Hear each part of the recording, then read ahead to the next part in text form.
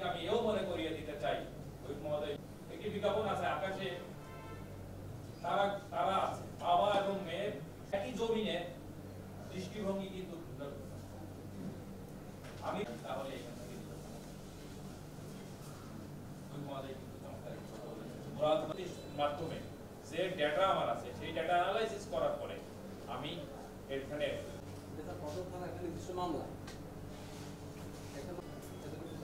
আচ্ছা এই বিষয়টা আমার মনে হয় পরে একটু আপনারা নিজেরা একটু পর্যালোচনা এই সমস্ত উপজেলা চেয়ারম্যান এবং পৌরসভা মেয়র মহোদয় গুজব প্রতিরোধের বিষয়ে আমাদের একটু ভূমিকা নিতে হবে। আমাদের কিংবা একজন আরেকজনকে যে উস্কা দিচ্ছে এটা থেকে আমরা বিরত থাকি, তাহলে আমরা ভালো পুরো দৃশ্য দেখার পরে যখন টোটালটা আসে তখন আমরা নিয়ে আসি। আপনার কাছে মনে হতে পারে আমার তো দেন আমরা এই গ্রেফতার করছি এবং আদালতে। আচ্ছা এখানে একটা প্রশ্ন করি আপনাকে, আপনি কি তারপর দিনই তিনজন ওখান থেকে জামিন পায়, আসামি যে তিনজন তারপর দিন জামিন পায়, তিনজনের বাড়ি লিঙ্গরে, এই বিষয়ে আপনি তো বুঝছেন বোধহয় বিষয়টা, তারা এবং তারা ছিল মূল হোতা। আমরা যদি আমাদের মূল অংশ দেখি কমলনদী ছাত্রছাত্রীদের যে অংশ কিন্তু বিজ্ঞ আদালতে বলা হয়েছে এবং বিজ্ঞ আদালতের ওইখানে কিন্তু কোনো ব্যত্যয় হয়নি। এই মামলাটি না ওইটা বিষয়ে একটি জায়গা থেকে ধরা হবে এবং তারা সবাই নাশকতার সাথে জড়িত ছিল, পুলিশের কর্মী হিসেবে দেখা যাবে, বাকি জনকে কি হিসেবে দেখা হলো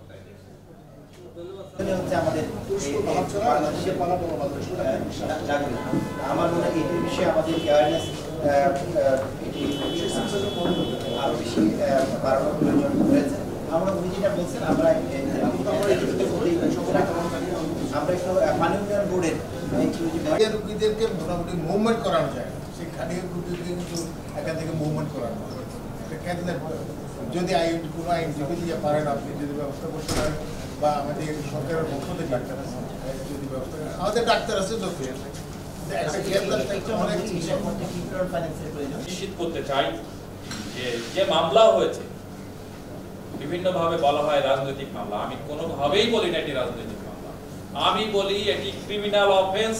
ক্রিমিনাল অফেন্সের কারণে এই মামলাগুলি হয়েছে। এই মামলা ক্রিমিনাল অফেন্সের প্রত্যেকটি মামলা যেরূপ ভাবে তদন্ত হয়, যেরূপ এভিডেন্স কালেকশন হয়, যেরূপ এটি আইনানুগভাবে নিষ্পত্তি হয়, এই মামলাটিও যত দ্রুত সম্ভব আইনানুগ প্রক্রিয়ায় সমস্ত এসওপি মেনে আমাদের যে তদন্ত নির্দেশিকা আছে, চেকলিস্ট আছে, সেটি মেনেই এই মামলা বিজ্ঞ আদালতে বিজ্ঞ আদালতে দাখিল করা হবে। কারণ কুতুব দিয়ে আবদার রোশনাগের একটা রাস্তা আজম সড়ক, আর আমাদের মাঝখানের রাস্তাটা আপনারা সুন্দরভাবে করেছেন, বাট কিছু ছড়ার কারণে পানির স্রোত অতি বর্ষার কারণে কিছু জায়গার কিছু শোল্ডার এবং এতে ক্ষতিগ্রস্ত হচ্ছে, এগুলো একটু খেয়াল রাখতে হবে। আর আমার যিনি মাতার বাড়ি, সেই প্রধানমন্ত্রী আসার আগে থেকে দুর্ভোগ রাস্তা আজকের দিন পর্যন্ত আর কোনো অগ্রগতি নেই, এখানে জবাব দেওয়ার দরকার নেই, বাট আমি জাস্ট রিমাইন্ডার দিলাম যাতে এটা। আর আমার মডেল মসজিদের কাজটা লেবার শেড বানাচ্ছে 1 বছর মহেশখালী, 1 বছর হচ্ছে শুধু লেবার শেড বানাচ্ছে, এটার কোনো কাজ শুরু হবে কিনা। আমরা মসজিদ ভেঙে দিচ্ছি, নতুন মসজিদ টেম্পোরারি করেছি, স্থাপনা আছে এসএম-পাড়া সলপোলা, আর একটা হচ্ছে করুলিয়া সিঙ্গারপাড়া। এই সেতুগুলার প্রপোজাল অনেক দিন ধরে আসছে, কিন্তু এখনও ঢাকায় সাইন হয়নি। এই বিষয়টা একটু দেখবেন। আর কিছু রাস্তাটা খুব কম, কিছু রামুতে মেনটেন্যান্স আছে, ইতিহাসে বাজার স্টেশনের উপরে একটু মেনটেন্যান্স, এটা অবশ্য রোড সাইড, রোড সাইড একটু মেনটেন্যান্সটা করা যায়। আর রামুতেও কিন্তু রোড সাইড অল্প মেনটেন্যান্স, কিন্তু অল্প এর জন্য খুব ভোগান্তি হচ্ছে, সবারই পানি চলাচল করে চৌমনির মধ্যে, এটা আপনারই এটা দেখতে হবে। আর এখানে ফ্যাসিলিটিস ডিসি মহোদয়, আমি তো অ্যাড্রেসও করলাম না, আগে মিটিং মনে করলাম। হ্যাঁ, রামু খিচেরি আদর্শ উচ্চ বিদ্যালয়, এটার উপরে এটার বিল্ডিংটা, মূল ভবনটা প্রায় 59 বছর আগে। ভবনটা খুবই ঝুঁকিপূর্ণ, যে কোনো সময় পড়তে পারে, আপনার আস্তগুলো তো পড়তেছেই, যে কোনো সময় বিল্ডিংটাও ভেঙে পড়তে পারে। তখন এটার জন্য টোটাল দায়টা এক নাম্বার আমার উপরে, 2 নম্বর জেলা প্রশাসনের উপর আসবে, এটা হয়নি। এবং ওখানে আরও কিছু সমস্যা আছে, আজকে 6 মাস ধরে এই সমস্যা সলভ হয়নি।